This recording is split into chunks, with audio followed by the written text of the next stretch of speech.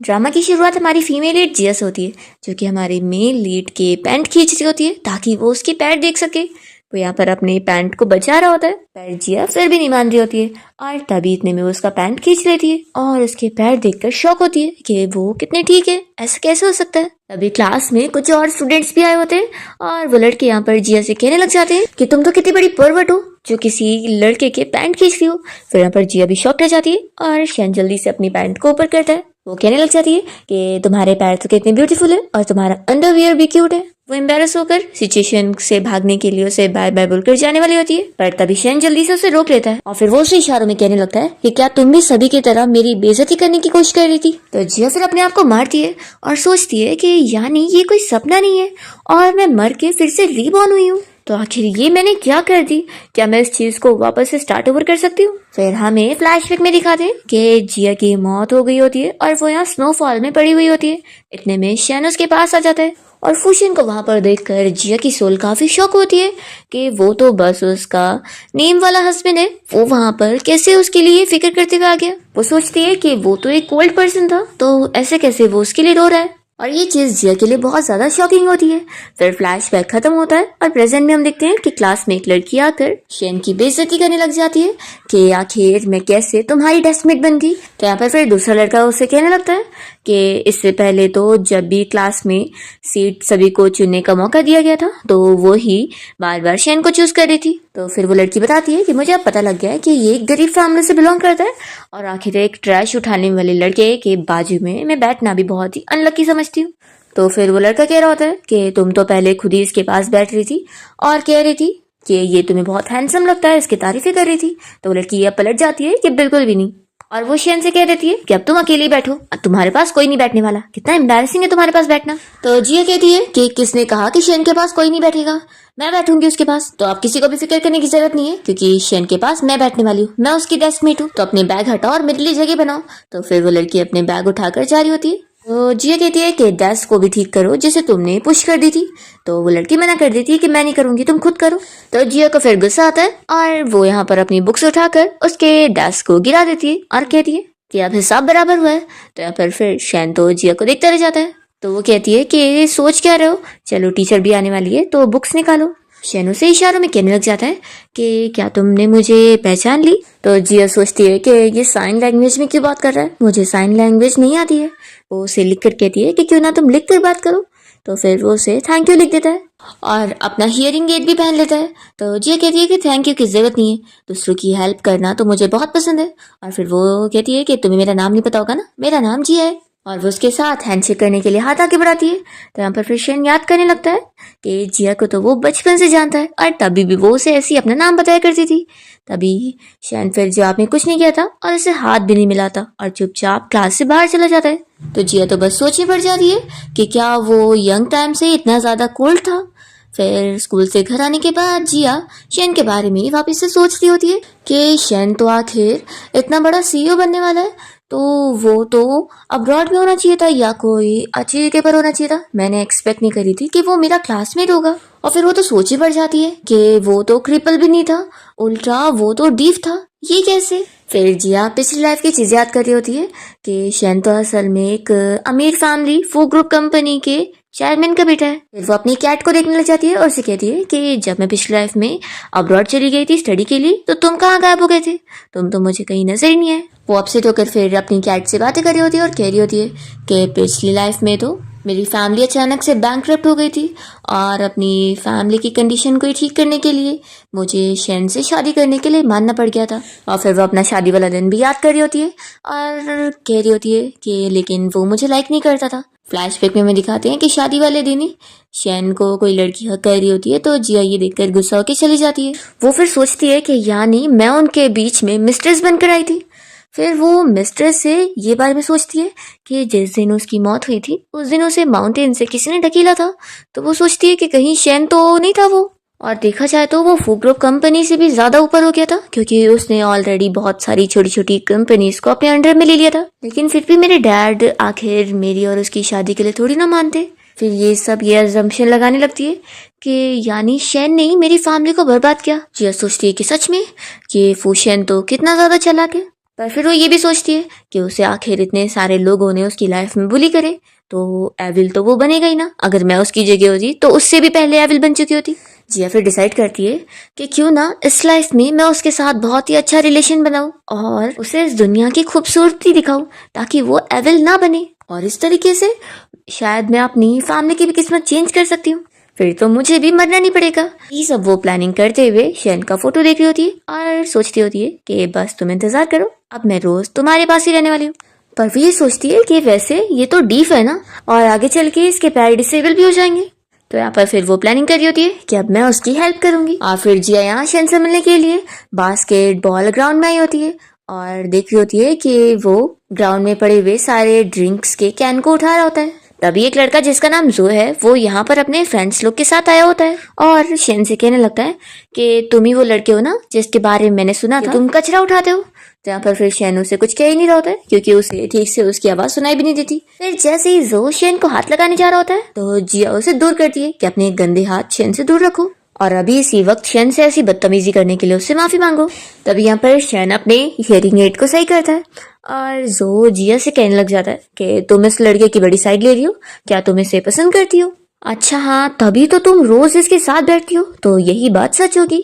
जिया कह रही है कि तुम अपना मुंह बंद रखोगे ना तो किसी को भी पता नहीं चलेगा कि तुम एक स्टूपिड हो, क्योंकि तुम्हारे मुंह खोलने पर सब कोई ये जान जा रहा है। और हाँ, मैं तुम्हें बता दूं कि जियांग तुम जैसे लड़कों से कई गुना ज्यादा ऊपर लेवल पर है। वो अपने मेहनत के दम पर यहाँ पर है और तुम जैसे लड़के बस अपने पेरेंट्स की वजह से। जोशियन से कहने लग जाता है कि सच में तुमने तो इतनी जल्दी इस फीमेल क्लासमेट को फंसा लिए जिसे अभी स्कूल में ट्रांसफर होके 1 हफ्ता हुआ है। सच में तुम तो अपनी मॉम से भी एक कदम आगे निकले।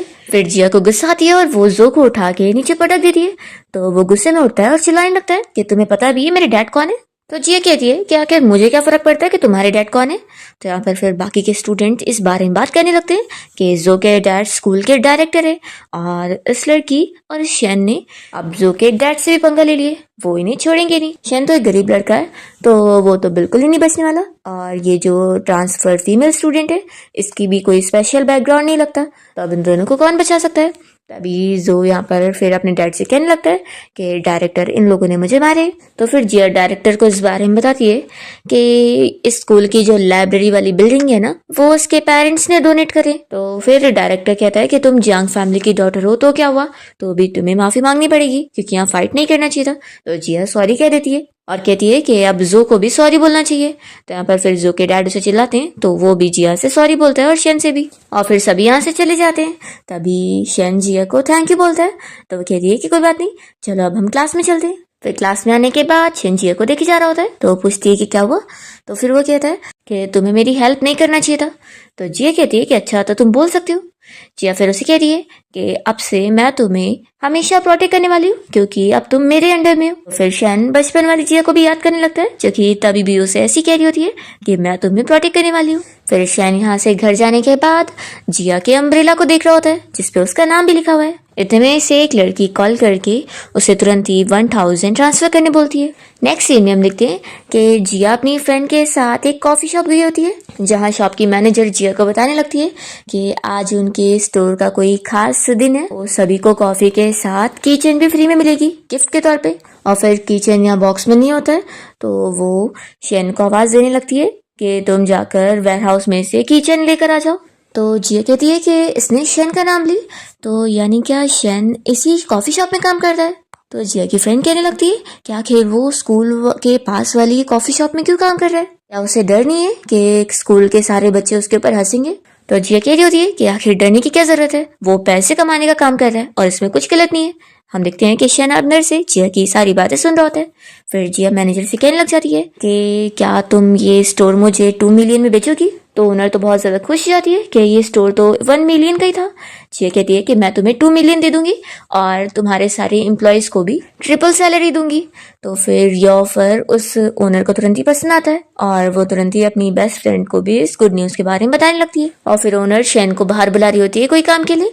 तभी जिया इस लड़की से एक्स्ट्रा मास्क मांग लेती है और शेन कहीं उसे पहचान न ले इसलिए वो जल्दी से पहनकर फिर यहाँ से चली जाती है। और जो उसका किचन छूट गया होता है तो वो ओनर से मांग कर उसे अपने घर ले आता है। और फिर वो जिया के बारे में सोच रहा होता है और कह रहा होता है कि तुम्हें मेरे पास नहीं आना चाहिए।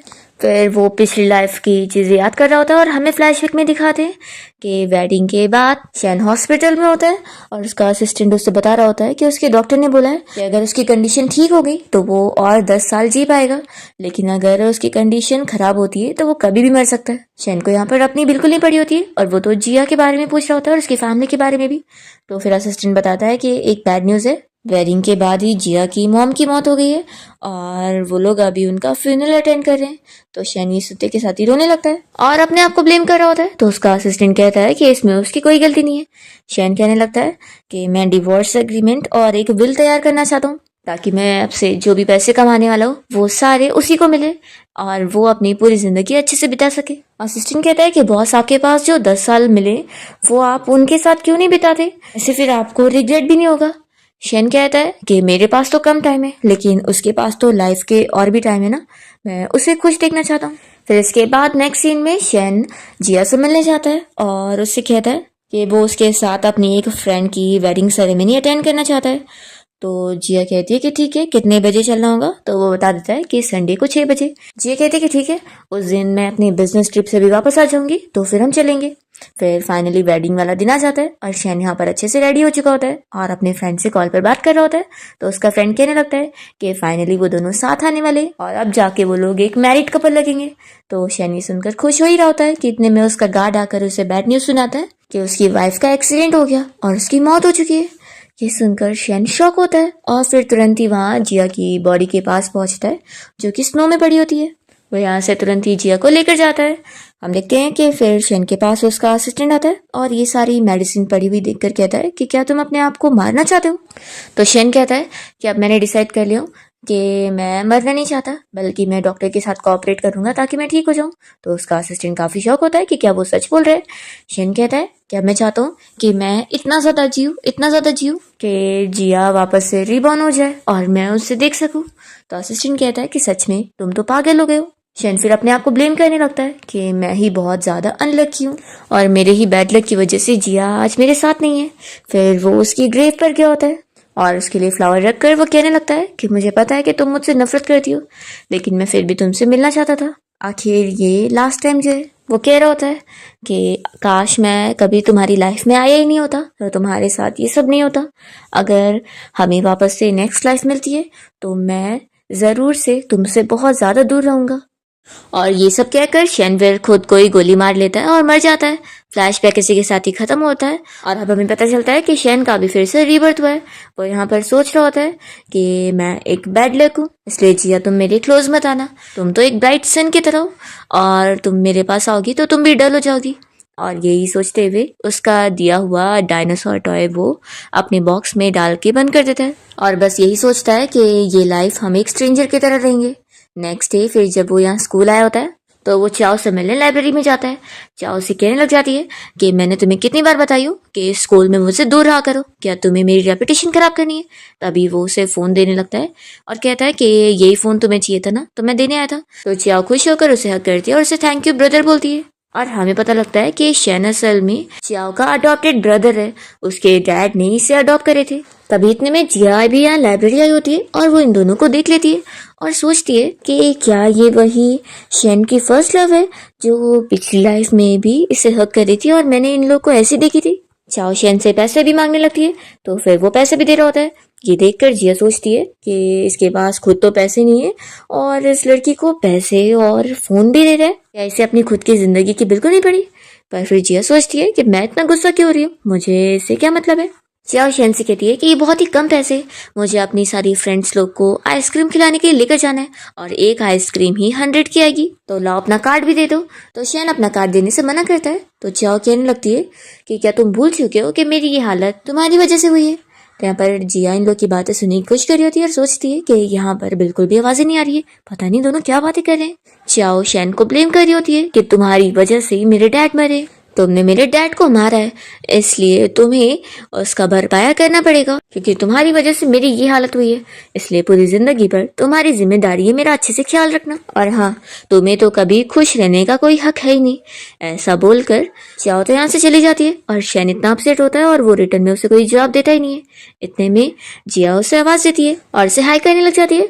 और यहाँ पर शैन को तो चाओ की बात याद आने लगती है कि उसे खुश रहने का कभी हक नहीं है। तो इसी बारे में सोचकर वो अपसेट होकर जाने लगता है। तभी जिया उसे रोकने जाती है कि तुम आखिर रुक क्यों नहीं रहे हो, और तभी उसे टकरा जाती है और कहती है कि क्या तुम बीमार हो गए हो, आखिर तुम्हारा चेहरा इतना उतरा उतरा से क्यों दिख रहा है। शैन कहने लगता है कि तुम मुझसे दूर रहो। तो जिया कहती है कि आखिर क्या हुआ है, तुम खुद अचानक से बीच में रुके थे और इस वजह से मैं तुमसे टकराई थी, तो ये क्या तुम मुझसे गुस्सा हो गए हो। तो चैन कहने लगता है कि मैं तुम्हें एक और चांस दे रहा हूँ, तुम यहाँ खाई की तरफ मत आओ। तो जिया कहती है कि तुम इंसान की लैंग्वेज में बात करोगे, मुझे तुम्हारी बोली हुई बात नहीं समझ आ रही है। फिर जिया अपनी फ्रेंड के साथ कैंटीन में लंच करने जा रही होती है और तभी वो शैन को देख कर कहती है कि तुम भी हमें ज्वाइन कर लो और यहाँ पर आके बैठो।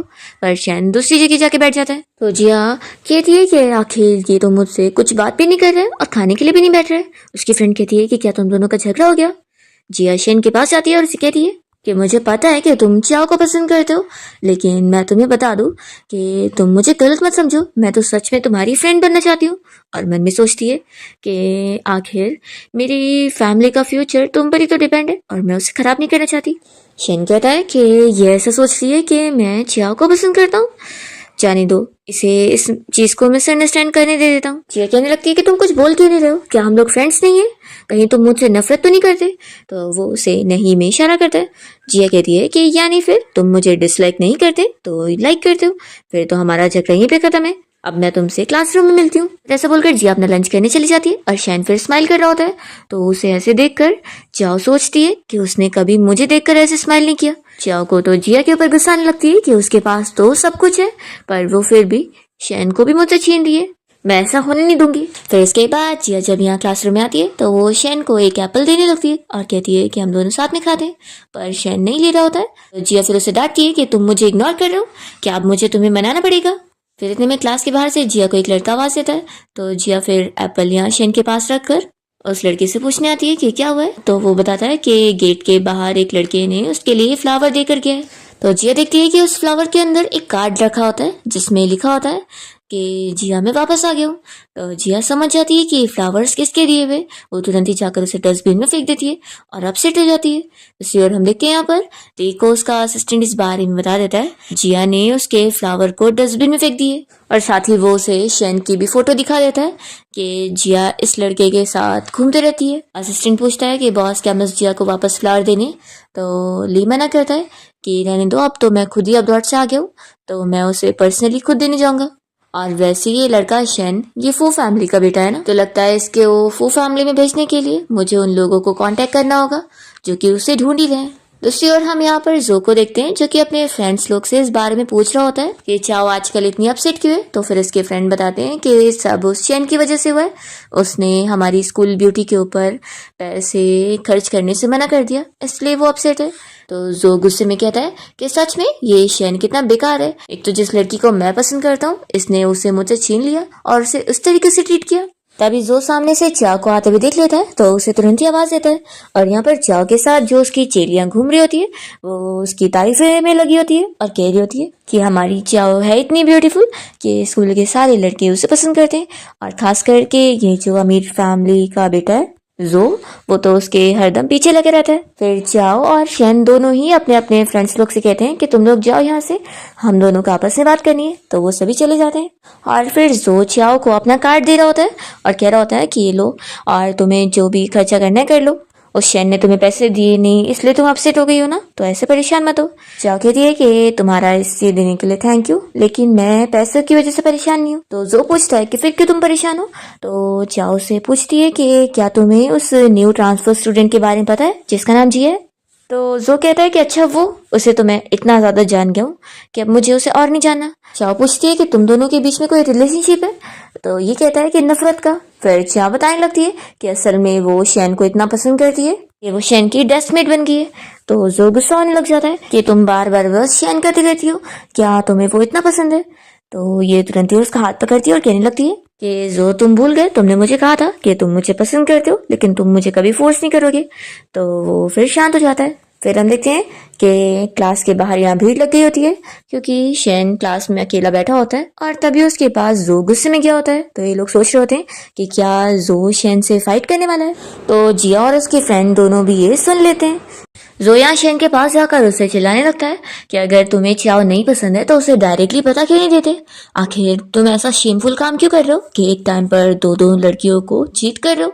तभी शेन अपना हियरिंग एड सही करता है और पूछता है कि तुम किसकी बात कर रहे हो। तो फिर जो गुस्सा हो जाता है कि तुम आप प्रिटेंड कर रहे हो कि तुम्हें सुनाई नहीं दिया। वो यहाँ पर शेन को मारने की कोशिश करता है तो शेन इसका हाथ पकड़ के मोड़ देता है और कहता है कि आखिर मैं तुम्हारी क्यों सुनूंगा। वो पूछता है कि क्या तुम यहाँ पर चाव की वजह से मुझे टारगेट करने आए हो। तो जो मान लेता है कि हाँ उसी की वजह से आया। तो शेन उसे चीज क्लियर करने लगता है कि जैसा तुम सोच रहे हो मेरे और चाव के बीच में वैसा रिलेशन बिल्कुल नहीं है। तो जो कहता है कि फिर कैसा रिलेशन है। शेन नहीं बता रहा होता है तो जो उसे गुस्से में चिल्लाने लगता है कि तुम अब चाव से दूर रहा करो, वो सिर्फ और सिर्फ मेरी है। अगर तुमने उसे दोबारा प्रोवोक किया ना तो फिर मैं तुम्हारे साथ बहुत ही रूड हरकत करूंगा। ऐसे बोल के जाने वाला होता है तो शेन इसका हाथ पकड़ के रोकता है और कहता है कि तुमने अभी जिसके डेस्क को पैर से मारे हो ना वो मेरी डेस्क मेट का है, तो अभी इसी वक्त इसे सही करो। पर जो नहीं मान रहा होता है। यहाँ पर हम देखते हैं कि जिया को शेन की बहुत फिक्र हो रही होती है तो वो तो दरवाजा तोड़ कर ही अंदर आ जाती है और फिर वो यहाँ शेन के पास पहुंच कर कहने लगती है कि तुम्हें कहीं चोट तो नहीं आई। तो जो कहता है कि तुम्हें दिखाई नहीं दे रहा है कि इसने मुझे मारा है। पर जिया फिर भी शेन को ही देख रही होती है और कहने लगती है कि तुम्हें तो कितनी चोट आ गई है। शेन कह रहा होता है कि फिक्र मत करो, इसने मुझे ज्यादा जोर से नहीं मारा। तो जिया कहती है कि तुम अभी भी इसकी साइड ले लो। जो कहता है कि सच में तुम प्रिटेंड क्या कर रहे हो, हाँ अभी तो मेरे सामने क्या क्या बोल रहे थे। जिया को जो को चिल्लाती है कि तुम तो चुप ही बैठो, तुमने इसे मारा है और तुम उसके ऊपर जूता इल्जाम लगा रहे हो। तो जो कहता है कि तुम्हें दिख नहीं रहा है कि मैंने मार खाया हूँ और इसने मुझे मारा है। तो जिया उसे और चिल्लाती है कि तुम इनोसेंट लोगों के ऊपर झूठा इल्जाम लगा रहे हो उसे मारने के बाद। तो यहाँ पर जिया की फ्रेंड चंचन हंसने लग जाती है। तो जो उसे कहता है कि तुम हंसना बंद करोगी। इतने में यहाँ पे प्रिंसिपल आ जाते हैं इन लोगों को डांटने के लिए। तो जिया कहने लगती है कि टीचर ये फाइट जो ने पहले शुरू की है तो इसमें शेन की कोई गलती नहीं है, तो अगर आप शेन को स्कूल से निकालने की कोशिश करेंगे तो आपको मुझे भी निकालना पड़ेगा। तब यहाँ पर चिंचिन कहने लगती है कि प्रिंसिपल आप सबको इक्वली ट्रीट करो। तो प्रिंसिपल फिर सोचने लग जाता है कि तीनों की फैमिलीज भी बहुत ज्यादा रिच है और वो इन तीनों को ही स्कूल से निकाल नहीं सकते। तो प्रिंसिपल काफी सोचने के बाद फिर इन तीनों को क्लीनिंग की पनिशमेंट दे देते हैं। तो जो फिर गुस्सा हो जाता है कि वो ये बिल्कुल नहीं चाहता। तभी चंचन उसे कहने लग जाती है कि मेरे ग्रैंडपा ने तुम्हें घर पे फैमिली डिनर के लिए बुलाया। तो वो यहाँ पर काफी नखरे कर रहा होता है तो चिंचिन उसे चिल्ला रही होती है। तो फिर वो कहता है कि तुम तो सेम मेरी मॉम की तरह, और फिर वो मान जाता है कि ठीक है। स्कूल की छुट्टी होने के टाइम पर जिया कहती है कि अब जल्दी से मैं अपना क्लीनिंग का काम कर लूँ, फिर मुझे घर जाकर होमवर्क करना है। तो शेन कहता है कि तुम ये क्लीनिंग का काम रहने दो, ये मैं कर लूंगा। फिर शेन अपना अकेले क्लीनिंग कर रहा होता है तभी वो देखता है कि जिया भी यहीं पर है। तो फिर वो खुश हो जाता है कि वो गई नहीं। जिया उसे अपने पास बुलाती है और कहने लगती है कि ये लो तुम बड़ा वाला मॉप ले लो और इसे क्लीनिंग करो और छोटा वाला मुझे दे दो। पर शेन अपना आगे बढ़ जाता है क्लीनिंग करते हुए। तो जिया गुस्सा होती है कि तुम मुझे यहाँ पे भी इग्नोर कर रहे हो। तभी हम देखते हैं कि यहाँ पर ली इन दोनों को ऐसे साथ देखकर बहुत ही जेलस हो रहा होता है। वो याद करने लगता है कि जब वो अब्रॉड में था तो जिया भी उसी के स्कूल में पढ़ती थी। एक दिन वो रिवर के पास अपनी जान देने जा रहा होता है तो वो उसे तुरंत ही पकड़ के रोक लेती है और कहती है कि इस टाइम पे रिवर में कूदना बहुत ज़्यादा खतरे वाला है। और फिर वो उसे कूदने से बचा लेती है और उसे अपनी बातों से कम्फर्ट करती है। तो ये सब याद करके ली सोच रहा होता है कि जिया क्या सिर्फ तुम मेरे लिए सॉफ्ट रहोगी, हर किसी के साथ तुम इतनी अच्छी क्यों हो।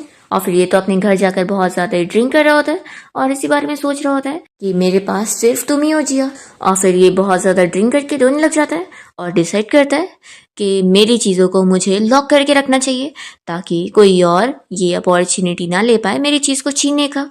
फिर नेक्स्ट डे जिया यहाँ जब शेन के साथ क्लास में होती है तभी एक स्टूडेंट उसे बताने के लिए आया होता है कि उसे पीई के टीचर ने इक्विपमेंट रूम जाने बोले शटल कॉक लाने के लिए। तो फिर वो यहाँ उस रूम में आ जाती है और तभी हम देखते हैं कि जाओ दरवाजा को बाहर से लॉक कर लेती है। तभी जिया अचानक से यहाँ पर जो को देखकर कहती है कि तुम यहाँ पर छुपे हुए क्यों। तो कहता है कि तुम पागल हो, मैं यहाँ पर छुपा हुआ नहीं हूँ, मैं तो बस बॉल लेने आया था और देखो ये क्या, तुमने दरवाजा भी बंद कर दी। तो जिया बताती है कि मैंने नहीं करी हूँ। जो कहने लगता है कि बिना हवा के मुझे तो सफोकेशन हो रहा है। वो विंडो का पर्दा खोलने जा रहा होता है तो जिया उसे रोकने लगती है कि प्लीज मत करो, नहीं तो मुझे डस्ट से एलर्जी हो जाएगी। पर इतने में वो कर चुका होता है और डस्ट उड़ते ही जिया को फिर बहुत ज्यादा सफोकेशन होने लग जाता है क्योंकि उसे डस्ट से बहुत ज्यादा वाली एलर्जी है। ये देखकर जो शौक होता है कि तुम्हें क्या हो गया। दूसरी ओर हम देखते हैं कि चियाओ क्लासरूम में आने के बाद शेन को बताने लगती है कि मैंने इक्विपमेंट रूम में जिया और जो दोनों को साथ में खेलते हुए देखी। वैसे तो वो दोनों तो इतने ज्यादा क्लोज नहीं है ना, तो आखिर ये कब से हो गया। तो शेन ये सुनते के साथ ही जिया को ढूंढने जाता है। तो चियाओ को गुस्सा आती है कि तुम्हें उसकी इतनी ज्यादा पड़ी है, तुम्हें सिर्फ मेरी केयर करना चाहिए, उसकी नहीं। और जिया को इतना सफोकेशन हो रहा होता है कि वो सोचती है कि क्या वो यहीं पर वापस मर जाएगी, पर इतने में यहाँ पर शेन दरवाजा खोलकर उसे बचाने पहुंच जाता है। और तभी यहाँ पर चियाओ अपना हाथ कट करके शेन को दिखाने के लिए आ जाती है, पर शेन तो उसकी चोट को देखता भी नहीं है और जिया को उठा के लेकर जाता है।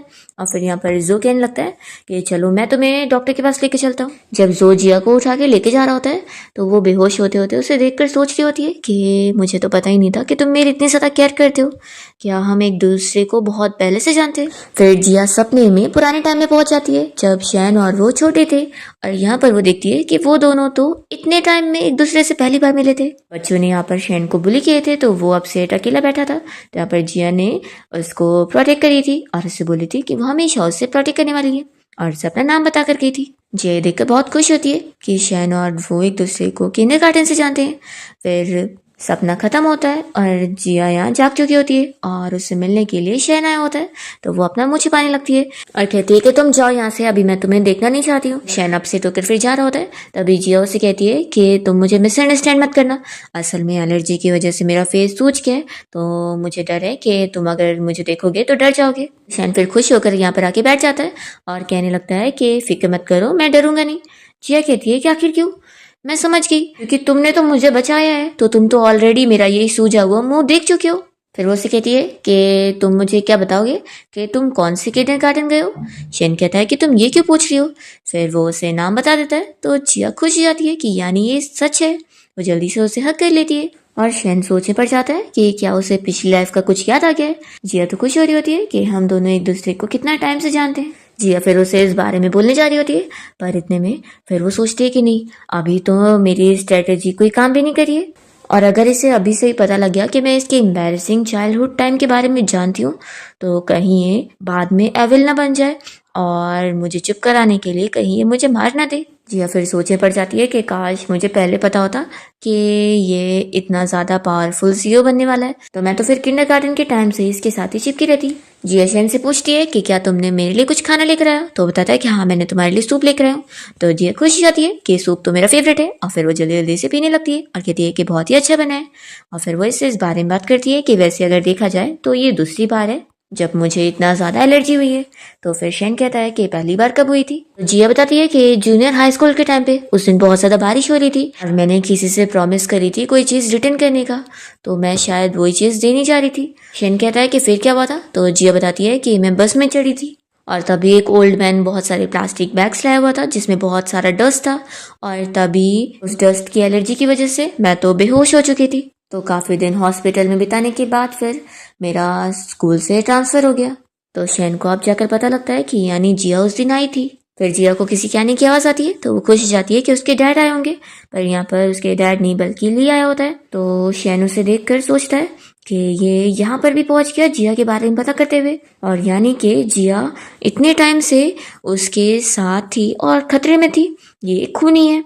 जिया के लिए फ्लावर्स रख रहा होता है, तो वो उसका फ्लावर फेंक देती है और चिल्लाती है कि तुम चलो जाओ यहाँ से, तुम अपनी शक्ल भी कैसे दिखाने आए, तुम्हें क्या लगता है कि तुमने जो जो चीजें किए थे मुझे उसके बारे में पता नहीं है, मुझे सब पता चल चुका है। अब्रॉड में जब मैं स्कूल के पहले दिन ही गई थी तो सारे स्टूडेंट मुझसे नफरत कर रहे थे और ये सब के पीछे तुम्हारा काम था। तो वो कहता है कि मैं बस तुमसे बहुत ज्यादा प्यार करता हूँ। जिया कहती है कि अच्छा प्यार, तुमने पूरे स्कूल के सारे स्टूडेंट को मुझसे नफरत करवा दिए और हीरो की तरह मुझे बचाने के लिए आए, और तुम ऐसे कह रहे हो कि तुम मुझसे प्यार करते हो। देखो निकल जाओ यहाँ से, नहीं तो मैं अभी पुलिस को कॉल कर दूंगी। तो ली जल्दी से जिया का हाथ पकड़ लेता है और कहता है कि मेरी बात तो सुनो, मुझे एक चांस तो दो एक्सप्लेन करने का। तभी शेन गुस्से में इसे जिया से दूर करता है और इसे थप्पड़ पे थप्पड़ लगाकर चिल्लाता है कि निकल जाए यहाँ से, और फिर उसे तुरंत ही बाहर लेकर आता है। तो ली कहने लगता है कि शेन मैं तुम्हें बता दूं कि तुम्हारी कोई वैल्यू नहीं है और तुम जिया से दूर रहो तो अच्छा रहेगा। क्योंकि खुद तो तुम अनलकी रहने ही वाले हो और तुम जिया को भी अनहैप्पी कर दोगी। तो शैन इसे दूर करके कहता है कि तुम जिया से दूर ही रहो, और फिर वो वापस से वार्ड में चला जाता है और दरवाजा बंद कर लेता है। जिया फिर शैन को थैंक यू बोलने लगती है कि तुमने उसे पंच करके मेरी बहुत ही बड़ी हेल्प करो। फिर वो अपसेट होता है तो जिया कहती है कि क्या उस ली ने तुम्हें कुछ बोला है। तो शैन कहता है कि छोड़ो उसे, वो तो बहुत छोटा मैटर है, और हाँ उस ली से दूर रहो, वो बहुत खतरनाक है। तो जिया कहती है कि और फिर तुम अपना बताओ, तुम्हारे साथ मैं क्या करूँ? तुमने मुझे इग्नोर किया, मुझे दूर करने की कोशिश करी, लेकिन मैं तुमसे दूर नहीं होने वाली हूँ। मैं तुम्हें बता दूं कि मेरी नजर में तुम बहुत ही ज्यादा अमेजिंग पर्सन हो, पहले भी थे, अभी भी हो और फ्यूचर में भी रहोगे। तुम अपनी मेहनत के दम पे इस पोजीशन पर हो। और फिर वो उसकी फ्यूचर के बारे में भी उसे बताने जा रही होती है, पर फिर रुक जाती है कि अभी मुझे फ्यूचर की बात नहीं करनी चाहिए। वो कहती है कि फ्यूचर का बाद में सोचेंगे, लेकिन मैं तुम्हें बता दूं कि तुम सच में बहुत ही अमेजिंग हो और मुझे सिर्फ केपेबल लोग ही पसंद है, और इसलिए मैं तुम्हें छोड़कर कहीं नहीं जाने वाली हूँ, चाहे तुम मुझे कितना भी दूर कर लो। तो शैन फिर बहुत ज्यादा खुश हो जाता है और जिया को टच करने वाला होता है। इतने में यहाँ पर ली और चंचन आए होते हैं और ली कहने लगता है कि जिया अब तुम्हें ही स्कूल के सामने सारी चीजें क्लियर करनी होगी। स्कूल के पोस्ट पर सभी लोग ये बातें कर रहे हैं कि मैंने तुम्हें भूली किया हूँ, तो प्लीज तुम सबसे क्लियर कर दो कि मैंने कुछ भी नहीं किया, नहीं तो मेरे डैड तो मुझे छोड़ेंगे नहीं। तो चलो जल्दी से ठीक हो जाओ। और फिर जो शैन को देखकर पूछता है कि तुम मुझे बताओ कि क्या तुमने चाओ को फिर अपसेट करो। तो जिया फिर जो को चिल्लाती है कि तुम कैसी बातें कर रहे हो, ये आखिर ऐसे उसे अपसेट क्यों करेगा, चाओ असल में इसकी फर्स्ट लव है। शैन कहता है कि तुम लोग कुछ भी मत बोलो। वो इन लोग को बता देता है कि असल में वो तो मेरी सिस्टर है। तो ये लोग फिर शॉक हो जाते हैं और वो पूरा डिटेल में एक्सप्लेन कर देता है कि असल में उसके डैड ने इसे अडॉप्ट करे थे। तो जो तुरंत ही फिर शैन से माफी मांगता है और कहता है कि फिर तुम मेरे भी ब्रदर हुए। फिर शैन जब यहाँ अपने घर आया होता है तो देखता है कि उसके घर के बाहर उसके डैड के गार्ड्स और असिस्टेंट खड़ा होता है और वो कहने लगता है कि उसके डैड मिस्टर फूस से मिलना चाहते हैं। तो शैन कह देता है कि मेरे डैड से जाकर बोल दो कि मैं उनसे कभी नहीं मिलना चाहता, और ऐसा बोलकर वो अपने घर के अंदर चला जाता है। फिर यहाँ पर असिस्टेंट इस बारे में जाकर उसके डैड को बता देता है कि वो नहीं मिलना चाहता। अभी हम ली को देखते हैं जो कि यहाँ शैन से मिलने पहुंच जाता है और उसे कहता है कि आखिर तुम अपने डैड के साथ क्यों नहीं गए, अगर तुम उनके साथ चले जाओगे तो तुम बहुत ही अमीर हो जाओगे और तुम्हें ऐसी गरीब जगह पे रहना नहीं पड़ेगा। तो शैन कह देता है कि इन सबका तुमसे कोई लेना देना नहीं है। तो फिर ली कह रहा होता है कि तुम जिया से दूर हो जाओ क्योंकि जिया सिर्फ मेरी है। तो शैन सोच रहा होता है कि पिछली लाइफ में तुमने ही उसे हर्ट किया था और मैं दोबारा ऐसा होने नहीं दूंगा। वो उसे धमकी दे देता है कि जिया के साथ अगर तुमने कुछ भी करने का सोचा ना तो तुम भी फिर बचोगी नहीं, और ये बोलकर वो अपने घर में चला जाता है। और फिर जिया की एक किचन देखकर सोच रहा होता है कि शायद मैं शुरू से ही गलत था, जिया से दूर होने का डिसीजन बिल्कुल सही नहीं है, उसे दूर होके मैं उसे प्रोटेक्ट नहीं कर पाऊंगा। फिर नेक्स्ट डे स्कूल की छुट्टी होने पर जब ये लोग स्कूल से बाहर आ रहे होते हैं तो जिया को पिक करने के लिए उसके डैड पहुंच जाते हैं। तो वो उन्हें देखकर काफ़ी शॉक होती है और कहने लगती है कि आज मेरे डैड कहाँ पर आ गए। तो फिर उसके डैड बताते हैं कि वो बहुत ज़्यादा गिल्टी फील कर रहे थे कि जब वो बीमार थी तो उन्हें अब्रॉड जाना पड़ा था बिजनेस ट्रिप के लिए, इसलिए वो यहाँ पर उसे स्पेशली पिक करने आए ताकि वो उसके फ्रेंड्स लोग को भी उसके साथ घर पे डिनर पे लेके जा सके। डैड कहने लगते हैं कि तुम्हारी मॉम ने मुझे बताई थी कि तुम्हारे तीनों फ्रेंड्स ने तुम्हारा हॉस्पिटल में बहुत ही ख्याल रखे, और तुम्हारी मॉम ने मुझे स्पेशली बताई थी कि तुम्हारे तीनों फ्रेंड में से एक फ्रेंड का बाल रेड है, एक का ब्लू है और तीसरा वाला एक हैंडसम लड़का है। जो कहता है कि अंकल क्या मेरा ये ब्लू कलर वाला बाल स्पेशल कूल नहीं लग रहा है क्योंकि आपने मुझे हैंडसम नहीं बोला। तो फिर डैड कहते हैं कि नहीं नहीं तुम भी हैंडसम हो। और फिर यहाँ पर जिया के डैड उसे बताते हैं कि असल में अभी उन्हें एक ज़रूरी मीटिंग के लिए जाना पड़ेगा, तो वो अपने ड्राइवर को भेज देंगे उन तीनों को ही घर तक लेके चलने के लिए। और फिर ये चारों मिलकर एक साथ ही कार में जा रहे होते हैं और तभी कार बहुत ज़्यादा हिल रही होती है, तो जिया तो बार बार शैन के ऊपर गिर जा रही होती है। और यहाँ पर फिर जो खुश होकर कहने लगता है कि अच्छा हुआ मैंने तो बहुत ही कंफर्टेबल सीट पकड़ लिया। चंचन कहती है कि तुम कहीं पर चुप रहोगे तो ज़्यादा बेहतर रहेगा। फिर जिया यहाँ शैन को पूछने जा रही होती है कि वो कंफर्टेबल बैठा है कि नहीं, और तभी इतने में कार के हिलने की वजह से वो तो गलती से जो के नेक पर किस कर लेती है और दोनों ही बहुत ज़्यादा फिर शायर हो जाते हैं। तो ड्राइवर अंकल सॉरी कहने लगते हैं कि असल में कंस्ट्रक्शन का काम चल रहा है ना रोड पे, तो अभी बिल्कुल भी रोड ठीक नहीं है। तभी इतने में ड्राइवर अंकल शैन का फेस रेड देखकर पूछते हैं कि तुम्हारा फेस इतना रेड क्यों हो गया है। तो फिर जो कहने लगता है कि सिर्फ उसका ही नहीं बल्कि आपकी यंग लेडी जिया का फेस भी रेड नजर आ रहा है। तो चिंचिन कहती है कि तुम चुप हो जाओ।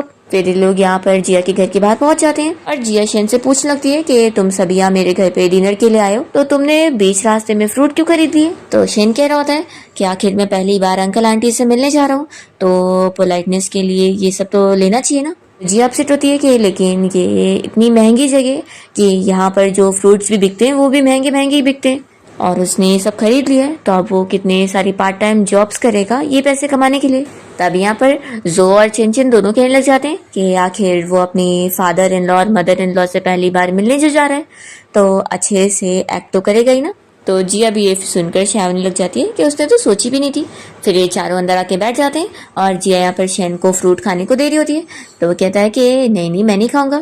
तभी ये दोनों इन लोग को ही देख रहे होते हैं। तभी चिन बहाना करती है कि जो चलो हम लोग किचन में चल के फ्रूट धुल के आते हैं, और वो बहाने से उसे लेकर जाती है ताकि इन दोनों को बातें करने का मौका मिले। फिर जिया और शैन बहुत ज्यादा ऑकवर्ड हो रहे होते हैं एक दूसरे से, और जिया जल्दी से यहाँ पर एक कैन उठाकर ड्रिंक करने लगती है। तो फिर वो कहता है कि वो असल में मेरी कैन थी, मैंने उसमें से पिया था। तो वो कहती है कि सॉरी मैंने जानबूझ के नहीं करी। तो शैन कहता है कि कोई बात नहीं। जिया कहती है कि कार में भी जो भी हुआ था वो भी मैंने जानबूझ के नहीं करी थी। तो शैन कहता है कि मुझे वो भी पता है। तो जिया पूछती है कि फिर तुम मुझे माफ़ करोगे ना।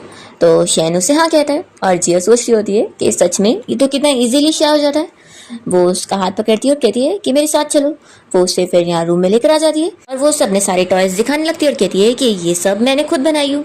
तो शैन को फिर इनमें से एक टॉय पसंद आ जाता है और वो उसे देखने लगता है। तो जिया कहती है कि तुम्हें ये पसंद आया तो तुम रख लो, तुम्हें और भी कोई चाहिए तो और भी ले सकते हो। तो कहता है कि नहीं मुझे यही वाला पसंद आया। तभी जिया कहने लगती है कि मेरे पास एक छोटा सा डायनासोर भी था जो कि मैं अपने फ्रेंड्स लोग को शो ऑफ करने गई थी, पर वो सभी मुझ पे हंस रहे थे कि वो बहुत ही अगली है। तो फिर मैं बहुत अपसेट हुई थी और मैंने उसे फेंक दी थी। तो यहाँ पर फिर शैन कहने लगता है कि वो बिल्कुल अगली नहीं था बल्कि वो तो बहुत ही क्यूट था। फिर शैन यहाँ पर उसे टॉय देने के लिए थैंक यू बोलने लगता है। तो जिया कहती है कि इसकी जरूरत नहीं है। फिर यहाँ पर शैन उससे पूछता है कि तुम्हारी फैमिली के साथ बहुत ही अच्छा रिलेशन है। जिया कहती है कि हाँ, और तुम्हारा और तुम्हारी सिस्टर चाओ का भी तो बड़ा अच्छा रिलेशन है। तो फिर ये कहता है कि नहीं वो मुझसे नफरत करती है। तो ये सुनकर जिया शॉक होती है और सोचती है कि ये उसे सेलफोन दे रहा था और उससे पैसे भी, और कह रहा है कि नफरत है। वो पूछती है कि क्या तुम मुझे एक्सप्लेन करोगे कि क्यों। देखो कोई बात नहीं, अगर तुम्हें नहीं बताना तो हम इस बारे में बात नहीं करेंगे। तो शैन कहता है कि असल में मैंने उसके डैड को मारा। ये सुनकर जिया शॉक हो जाती है और कहती है कि एक काम करते हैं हम इस बारे में बात नहीं करते। तो शैन कहता है कि नहीं मैं तुम्हें इस बारे में बताने के लिए रेडी हूँ क्योंकि ये तुम हो। फिर वो उसे बताने लगता है कि जब वो छोटा था तो अपनी मॉम के साथ कार से कहीं जा रहा था और तभी उन लोगों का ट्रक से टक्कर होने के बाद एक्सीडेंट हो गया और उसकी मॉम की मौत हो गई। फ्लैशबैक में दिखाते हैं कि फिर इसके बाद शैन को उसके मॉम के फ्रेंड अपने घर ले आते हैं क्योंकि उसकी मॉम उनकी भी अच्छी फ्रेंड थी, तो इसलिए वो उसे अडॉप्ट करने को तैयार हो जाते हैं क्योंकि अपनी मॉम के जाने के बाद वो इतना सदमा में चला गया होता है कि वो डीफ हो चुका होता है। चाओ के डैड शैन का इतना ज़्यादा ख्याल रख रहे होते हैं कि चाओ इससे बहुत ज़्यादा जेलस हो जाती है और वो शैन को चिल्लाने लगती है कि तुम्हारी वजह से ये सब हुआ है, तुम्हारी वजह से मेरे डैड बायस्ड हो चुके हैं तुम्हारे लिए और वो मुझसे प्यार नहीं करते, सिर्फ तुमसे ही करते हैं, तुम्हें आखिर यहाँ से चले क्यों नहीं जाते। तो इस पर चाओ के डैड उसे गुस्से में थप्पड़ लगा देते हैं। तो फिर वो अपना बर्थडे मनाने के लिए भी तैयार नहीं होती और गुस्से में चली जाती है। तो फिर डैड यहाँ पर शैन से कहते हैं कि वो चाओ को मनाने के लिए उसके लिए कुछ स्नैक्स खरीदने जा रहे हैं। तो शैन भी उनके साथ जाता है और तभी रास्ते में चाओ के डैड को कोई चोर मिल जाता है जो कि उनकी सारी चीज़ें लूटने आया होता है। यहाँ पर वो कोई चीज़ मांगता है जो कि चाओ की होती है, तो डैड ये नहीं दे रहे होते हैं। तो यहाँ पर फिर वो चोर उन्हें चाकू से मार के भाग जाता है और वो बस शैन को आवाज़ देते रह जाते हैं, पर उसकी हियरिंग एड की प्रॉब्लम की वजह से वो सुन ही नहीं पाता और जब पीछे मुड़ता है तब तक यहाँ पर उनकी जान जा चुकी होती है। तो फिर चाओ के डैड के मरने के बाद वो सारा ब्लेम शैन के ऊपर डाल देती है कि उसकी गलती है क्योंकि वो डीफ था और वो सुन नहीं पाया, तो उसकी वजह से ही उसके डैड बच नहीं पाए। तो वो उसे ही ब्लेम करते हुए कहती है कि तुमने मेरे डैड को मारा है। तो बेचारा बस रोते रह जाता है और उसका ब्लेम सह रहा होता है। यहाँ फ्लैशबैक खत्म होता है और शैन जिया को ये सारी स्टोरी बता देता है। तो वो तुरंत ही उसे हक करती है और उसे कहने लगती है कि इसमें उसकी कोई गलती नहीं है और उसने कुछ भी नहीं किया है। वो उसे अच्छे से समझाने लगती है कि अब तुम अपने आप को इन सब के लिए ब्लेम करना बंद करो और चाओ का बोझ तुम्हें अपने ऊपर लेने की जरूरत नहीं है, तुमने कुछ भी नहीं करे हो। तो शैन बस उसकी फिर बातें सुन रहा होता है। इतने में यहाँ पर जिया के डैड आए होते हैं और वो इन दोनों को ऐसे देखकर पूछते हैं कि तुम लोग क्या कर रहे हो। तो जिया कहती है कि डैड ऐसा कुछ भी नहीं जैसा आप सोच रहे हैं। शैन कहता है कि अंकल असल में मुझे कम सुनने की प्रॉब्लम है ना, मुझे हियरिंग एड लगा हुआ है, तो इसलिए वो मेरे पास आकर मुझसे बात कर रही थी। तो फिर डैड कहते हैं कि अच्छा ऐसी बात थी। वो तुरंत ही सॉरी कहते हैं कि मैंने गलत समझ लिया था। वो इन लोग को तुरंत ही फिर डिनर के लिए चलने बोलते हैं। और फिर जिया तो यहाँ शेन को कम्फर्ट करते हुए उसका हाथ पकड़ के उसे डिनर के लिए लेकर जाती है। और फिर ये सभी यहाँ पर जिया के मॉम डैड के साथ खाना खाने के लिए बैठते हैं और जिया के डैड तो यहाँ पर शेन के साथ बहुत ही अच्छे से बात कर रहे होते हैं और मॉम भी जिया को शेन को खाना सर्व करने के लिए बोल रही होती है। तो फिर वो तुरंत यहाँ पर शेन के प्लेट में डालती है तो शेन भी उसे खाना देता है। तो ये लोग फिर खुश हो रहे होते हैं। इतने में कोई डोरबेल बजाता है तो डैड फिर दरवाजा खोलने के लिए जाते हैं। जिया को बताते हैं कि उसका अब्रॉड वाला फ्रेंड ली यहाँ पर आया हुआ है। फिर ली अंदर आते के साथ ही जिया से कहने लगता है कि हम लोग कितने टाइम बाद फिर मिल रहे हैं। जो और चिंचिन भी आपस में डिस्कस करने लगते हैं कि ये कौन है। चिंचिन कहती है कि मुझे भी नहीं पता, जिया ने मुझे इसके बारे में नहीं बताई है। तो जो फिर कहता है कि इससे बेहतर तो हमारा शेन ज्यादा अच्छा दिखता है और वो जिया के लिए ज्यादा बेस्ट है। फिर यहाँ पर जिया की मॉम ली को खाने के लिए बैठा देती है और कहती है कि मैं तुम्हारे लिए और डिशेस लेकर आती हूँ। ली शेन को देखकर पूछता होता है कि ये कौन है। तो जिया को गुस्सा आ रही होती है कि कैसे प्रिटेंड कर रहा है। तभी यहाँ पर डैड बताते हैं कि वो जिया का न्यू फ्रेंड है, उसकी यहाँ पर न्यू स्कूल में अच्छे से फ्रेंडशिप वगैरह हो गई है। यहाँ पर फिर ली कहने लग जाता है कि जिया को चिकन विंग्स खाना बिल्कुल पसंद नहीं है। तो जिया कहती है कि बिल्कुल नहीं, अब मुझे बहुत पसंद है। तो ली का मुंह बंद हो जाता है और शेन फिर खुश होता है। फिर इतने में जिया ली से कहती है कि तुम मेरे साथ चलो, मुझे तुमसे बात करनी है। शेन जिया को स्लो से कहता है कि तुम थोड़ा इससे बच के रहो, ये बहुत ही खतरनाक है। तो जिया काफी शॉक होती है कि ये बस इससे दूसरी बार मिल रहा है और ऐसा क्यों कह रहा है। फिर ली जिया के साथ दूसरे रूम में जाता है उससे बात करने और यहाँ पर उसे कहने लगता है कि तुम तो मेरे साथ पहले कितने अच्छे से थी, लेकिन यहाँ पर आने के बाद तुम इतनी बदल कैसे गई हो। क्या तुम्हें अब वो शेन मिल गया है तो तुम मुझे भूल चुकी हो। तो जिया ली को चिल्लाकर अपना हाथ छोड़ने बोलती है और वो नहीं सुनता है। तो फिर वो उसके हाथ पे बाइट कर लेती है। यहाँ पर फिर वो उसे बहुत चिल्लाती है और उसे जाने बोल देती है। तो वो चुपचाप चला जाता है। फिर यहाँ पर शेन जिया के पास आता है और उसकी फिक्र करने लगता है कि उसने तुम्हें कहीं हर्ट तो नहीं किया। जिया शेन से कहती है कि तुम मुझे बताओ कि क्या तुम्हारे असली डैड क्या तुम्हें ढूंढ रहे हैं और वो बहुत ही पावरफुल सीईओ हैं, तो क्या वो तुम्हें ढूंढने आएंगे, तो क्या तुम उनके पास नहीं जाओगे। शेन कहता है कि मैं नहीं जाऊंगा और मन में सोच रहा होता है कि जिया आखिर इतने बड़े खतरे में और मैं इसे छोड़कर नहीं जा सकता। फिर तुम यहाँ पर जो आ जाता है और कहता है कि चलो हम सभी अम्यूजमेंट पार्क चल रहे हैं। फिर लोग अम्यूजमेंट पार्क के गेट के बाहर पहुंचते हैं तो पता लगता है कि अम्यूजमेंट पार्क तो बंद है। चिंचिन यहाँ पर जो को चिल्लाने लगती है कि पहले तुम पता तो कर लेते फिर हमें लेकर आते। जिया कहती है कि चलो कोई बात नहीं, वैसे भी अब हमें कल स्कूल के लिए जाना है तो अभी घर चलते हैं। तभी फिर यहाँ पर जिया को ठंडी लग रही होती है और उसे छींक भी आने लगती है। तो शेन तुरंत ही अपना कोट निकाल कर उसे कवर कर देता है और फिर वो दोनों साथ में आगे बढ़ते हैं। तो ये लोग बस उन्हें देखते रह जाते हैं। तभी फिर यहाँ पर चिंचिन को भी ठंडी लग रही होती है तो जो भी अपना कोट निकालने जा रहा होता है तो कहती है कि इतनी ठंडी में कोई टाइम नहीं है अपनी बॉडी शो ऑफ करने का। तो कहता है कि सच में तुम रोमांस में कितना पीछे हो। तो चिंचिन फिर अपना आगे बढ़ जाती है और जो सोचता है कि सच में ये पुराने जमाने की है। फिर जिया शेन के बारे में सोच रही होती है कि शेन तो अपनी फू फैमिली के पास जाना चाहता ही नहीं है, तो पिछली लाइफ में आखिर क्या रीजन था जिसकी वजह से वो अपनी फू फैमिली के पास चला गया था। फिर ये उसके बचपन को याद करने लग जाती है। सोचती है कि जब वो उसकी फैमिली के साथ डिनर कर रहा था तो कितना खुश था और अपनी फैमिली को याद करके अपसेट था क्योंकि वो बचपन से कितना अकेला रहा है। और फिर ये शेन के बारे में इतना सोचते हुए सो जाती है। फिर नेक्स्ट डे ये सभी कैंटीन में साथ में बैठ के लंच कर रहे होते हैं और शेन तो अपने प्लेट में से भी जो सारी अच्छी डिशेस होती है वो जिया को निकाल कर दे देता है और कहता है कि वो सिर्फ टोमेटो खाता है। तो यहाँ पर फिर जो कहने लगता है कि मेरे प्लेट में से भी टोमेटो ले लो ना, मैं नहीं खाता। तो शेन तो यहाँ पर टोमेटो लेने के बजाय उसकी प्लेट में और वेजिटेबल डाल देता है। फिर स्कूल की छुट्टी के बाद जिया इन तीनों से कहने लगती है कि तुम लोग आज फिर से मेरे घर पे डिनर के लिए आ जाओ। तो जो और चिंचिन तो तुरंत मान जाते हैं और यहाँ पर फिर जिया शेन को भी मनाती है कि तुम भी चलोगे ना, तो वो भी मान जाता है। तो फिर वो खुश होती है। इतने में यहाँ पर शेन की स्टेप मॉम की असिस्टेंट उससे मिलने आई होती है और बताने लगती है कि उसकी स्टेप मॉम उससे मिलना चाहती है। तो शेन तो पहले चलने के लिए नहीं मान रहा होता है। तो यहाँ पर फिर वो कह रही होती है कि वो बस एक ही बारी उससे मिलना चाहती है और दोबारा उसे कभी परेशान नहीं करेगी। तो यहाँ पर फिर वो मान जाता है चलने के लिए और जिया कह रही है कि चलो मैं भी साथ चलती हूँ। तो वो कहता है कि फिक्र मत करो, मैं जल्दी आता हूँ। और फिर उसके बाद शेन यहाँ पर अपनी स्टेप मॉम से मिलने उनके पास पहुँचता है और देखता है कि वो बिल्कुल उसकी मॉम की तरह मिलती जुलती है। तभी यहाँ पर वो कहने लगती है कि लेकिन मैं तुम्हारी मॉम नहीं हूँ, मैं बस उनकी तरह दिखती हूँ। वो शेन को यहाँ पर उससे अपने बेटे से भी मिलवाती है और उससे पूछने लगती है कि वो उनकी फू फैमिली कब ज्वाइन करने वाला है। वो उससे मनाने लगती है कि वो उनके साथ रहने के लिए आ जाए और उनकी फैमिली का हिस्सा बन जाए, पर शेन साफ मना कर देता है और यहाँ से चला जाता है। तभी उसके डैड यहाँ पर आए होते हैं और स्टेप मॉम से कहने लग जाते हैं कि मैंने बोला था ना इस मैटर को मैं खुद हैंडल करूंगा। तो फिर स्टेप मॉम चिल्ला रही होती है कि तुम्हें तो हमारे बेटे की कोई पड़ी नहीं है, तुम्हें पता है ना कि हान को ठीक करने के लिए हमें तुम्हारे बेटे शेन की किडनी की जरूरत है। बस एक किडनी वो मेरे बेटे को दे देगा तो मेरा बेटा ठीक हो जाएगा। तो यहाँ पर डैड कह रहे होते हैं कि मैं इस बारे में शेन से बात करूंगा, लेकिन अभी तुम कुछ मत करो। हम देखते हैं कि बाहर से शेन खड़ा होकर ये सब सुन रहा होता है और स्टेप मॉम यहाँ पर उसके डैड को चिल्ला रही होती है कि उन्हें बस शेन की पड़ी हुई है, इसीलिए वो अपने दूसरे बेटे हान को बचाना ही नहीं चाहते। शेन तो ये सब सुनने के बाद बहुत अपसेट होता है और फिर अकेला अपना जाने लगता है। तभी जिया उसके पास अम्ब्रेला लेकर आई होती है, तो शेन उसे देखकर खुश हो जाता है और जल्दी से उसे हग करके रोने लगता है। और फिर इसके बाद वो उसे अपने घर ले आता है और उसके लिए यहाँ पर कुकिंग भी करता है। तो जिया उसकी तारीफ कर रही होती है कि तुम कितने ज्यादा स्मार्ट हो, तुम्हें तो हर चीज आती है और इवन कुकिंग भी। सच में जो लड़की तुमसे शादी करेगी वो कितनी ज्यादा खुश नसीब होगी। शेन कहता है कि क्या सच में? जिया कहती है कि हाँ, बस अब तुम जिससे भी शादी करना तो वेडिंग वाले दिन कहीं उसे छोड़कर मत चले जाना और अपनी वाइफ के सामने किसी और लड़की को हक मत करना। तो शेन ये सुनकर शौक होता है और जिया सोचती है कि ये क्या, मैंने तो गलती से इसे पिछली लाइफ की सारी चीजें बता दी। फिर वो जल्दी से यहाँ पर टॉपिक को चेंज करते हुए कहने लगती है कि मैं तो बस नॉवेल की प्लॉट के बारे में बता रही थी।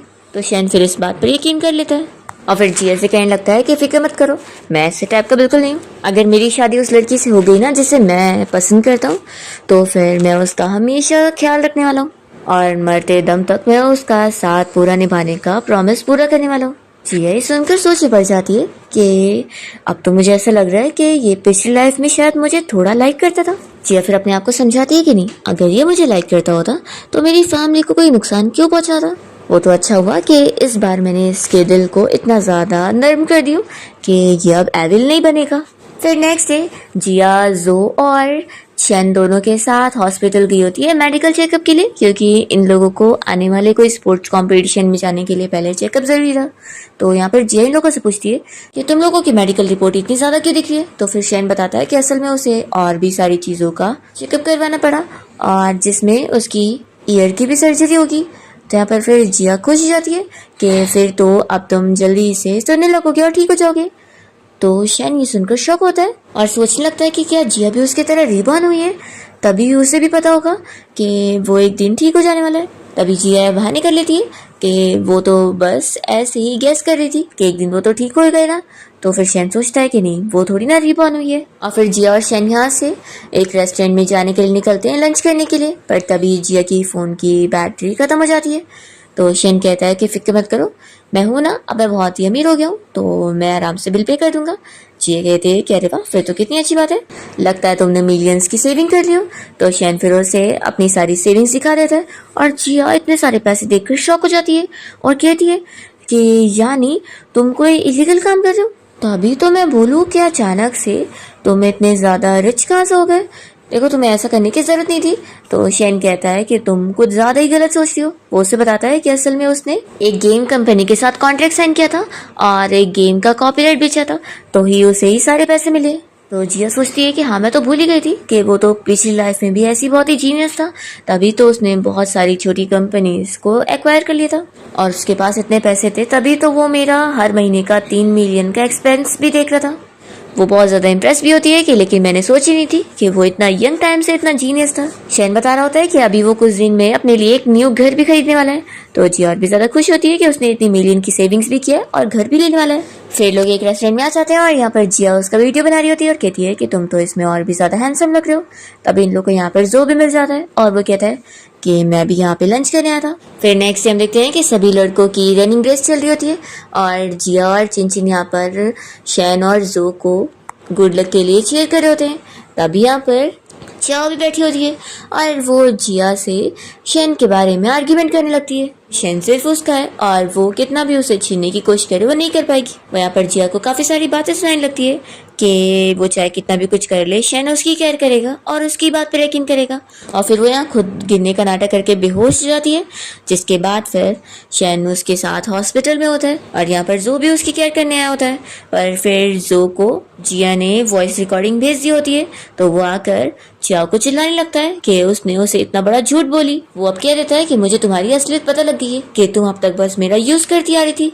वो उसे चिल्लाता है कि तुमने सच में मेरी फीलिंग्स के साथ खेली हो, अब मैं तुम्हें कभी पसंद नहीं करने वाला। और ये बोलकर वो चला जाता है और यहाँ पर चाओ तो शौक हो जाती है कि वो जिया की बेइज्जती करवाने चली थी, पर अब पूरे स्कूल के सामने वो ही बेइज्जत हो चुकी है। और शेन यहाँ पर चाओ को आकर इस बारे में बता देता है कि उसे स्कूल से निकाल दिया जा चुका है और शैन इसे ये भी समझा देता है कि अब वो इसके साथ यहाँ पे इस घर में नहीं रहेगा, बल्कि वो अपने न्यू घर में रहने के लिए जा रहा है, और फिर वो उसे छोड़कर चला जाता है।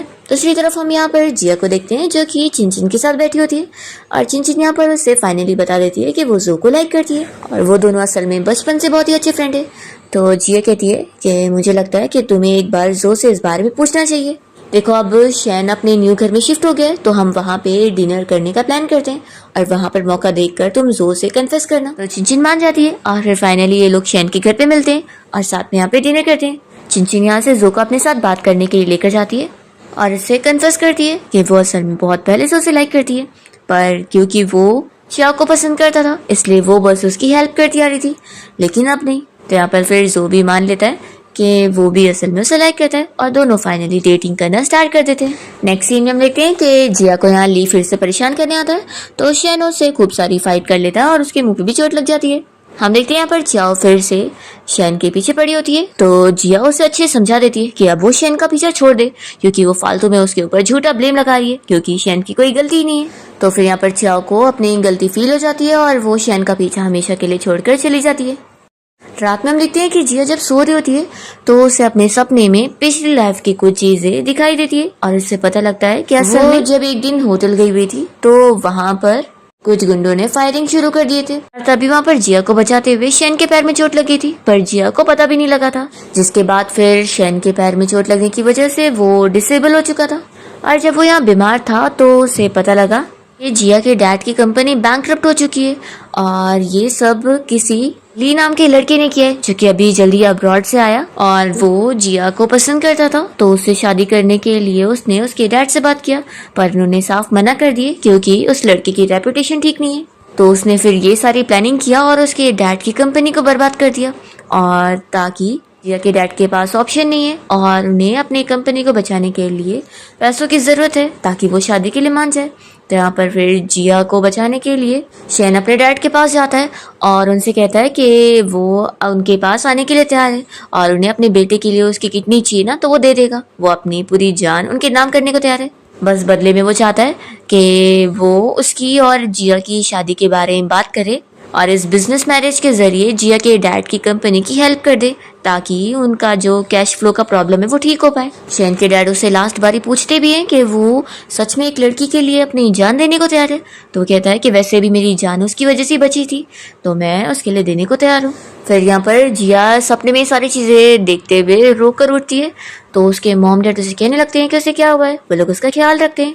फिर रात में जिया यहाँ पर शैन को ढूंढते हुए हॉस्पिटल से निकल आती है, और रोड पर घूमते हुए वो सपने के आगे की चीजें भी याद करती है कि उसने देखी फिर कि शैन जब हॉस्पिटल में था तो यहाँ पर जिया के डैड उससे बात करने आए थे कि उसकी हेल्प की वजह से ही सब ठीक हो पाया है, और यहाँ पर फिर शैन मना कर रहा होता है कि वो उनकी बेटी के लायक नहीं है, तो वो शादी करने के लिए नहीं आएगा, पर डैड उसे इंसिस्ट करते हैं कि नहीं, उसे आना चाहिए। तो तब जाके फिर शैन यहाँ शादी में पहुंचता है, और जिया के लिए फिर वो यहाँ उसे शूज भी पहनाता है और उसे उठा के भी लेके जाता है। और जिया को अब जाकर पता लगता है कि वेडिंग वाले दिन वो कितना ज्यादा बीमार था, इसलिए वो उसे छोड़कर चला गया था, क्योंकि उसकी कंडीशन बिल्कुल भी ठीक नहीं थी और वो उसके सामने बीमार नहीं होना चाहता था। और जिया को ये भी पता लगता है कि उसने जो देखी थी कि एक लड़की उसे हक कर रही है, तो वो कोई और नहीं चाह थी, और वो खुद फोर्सली उसे हक करने आई थी, और जिया ने सब मिसअंडरस्टैंड कर ली थी। और जिया को अब जाके रियलाइज होता है कि पिछली लाइफ में शैन ने तो उसके लिए कितना कुछ किया है, तो वो यहाँ पर फिर रोने लग जाती है कि मैं उसके बारे में सोच रही थी कि पिछली लाइफ में वो मुझसे नफरत करता था और उसने मेरी फैमिली को नुकसान पहुंचाया, फिर मैं ऐसा कैसे सोच सकती थी अपने लाइफ सेवर के बारे में। वो यहाँ पे रोई रही होती है कि तभी इतने में यहाँ पर शैन पहुंच जाता है और कहता है कि तुम यहाँ पर क्या कर रही हो। तो जिया जल्दी से उसे हक कर लेती है और उसे फिर वो कन्फेस करते हुए कहती है कि हम लोग डेट करते हैं, लेकिन तुम सोच लेना कि फिर हम जल्दी ही शादी करेंगे। तो शैन फिर मान जाता है और दोनों ही बहुत ही हैप्पी होते हैं। तभी इतने में जिया देख रही होती है कि ली इन दोनों को देखकर बहुत ज्यादा गुस्सा हो रहा है। नेक्स्ट डे जिया ली से बात करने जाती है और वो उसे कह देती है कि वो उसे कभी नहीं पसंद करने वाली है, क्योंकि वो अच्छी तरीके से जानती है कि पिछली लाइफ में उसने उसको नुकसान पहुंचाया था और उसकी फैमिली को भी बैंकरप्ट करने वाला वही था, और ये सब उसने उसे पाने के लिए किया था। ली को पिछली लाइफ की चीजें याद आ जाती है और उसे इस बार बहुत ही गिल्टी फील होता है कि वो जिया के साथ ऐसा वापस नहीं करेगा। वो उसे सॉरी कहकर उसे हमेशा के लिए छोड़कर चला जाता है। फिर हम देखते हैं कि शैन के डैड वापस से उसे बात करने आए होते हैं, पर शैन फिर से उन्हें मना कर देता है कि वो उनके पास कभी नहीं आने वाला। और फिर जिया और शन दोनों की स्टडीज भी कंप्लीट हो जाती है और ग्रेजुएशन के बाद दोनों डेट पर गए होते हैं। और यहाँ पर फाइनली अब दोनों एक दूसरे को इस बारे में बता देते हैं कि वो दोनों ही रीबॉर्न हुए हैं। और जिया शन को ये भी बताती है कि उसने पिछली लाइफ में उसके लिए कितना कुछ किया है, ये सब उसे पता लग चुका है।